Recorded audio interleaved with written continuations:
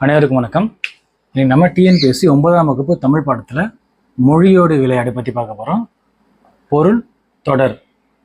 கரை எல்லை, கல்விக்கு கரை இல்லை, கரை களங்கம், வாழை கரை பட்டால் அழியாது, குளவி வண்டு, மலரில் உள்ள தேனை உண்ண குளவிகள் மோய்ந்தன, குழவி குழந்தை, இடியோசை கேட்டு குழவி அழுதது, வாளை ஒரு வகை மீன், அந்த குளத்தில் அதிகமாக வாழை மீன்கள் இருந்தன, வாழை மரம், திருமண வீடுகளில் தவறாது வாழை மரம் கட்டுவார்கள், பறவை கடல், இவ்வுலகம் பறவையால் சூழப்பட்டது, பறவை பட்சி, காலை நேரத்தில் பறவைகள் இரை தேடி பறந்தன, மறை மான், காட்டில் கூட்டமாக மறைகள் திரிந்தன, மறை வேதம், 4 மறைகளையும் கற்று தேர்ந்தவர்கள் சான்றோர்கள் என அழைக்கப்படுவார்கள்.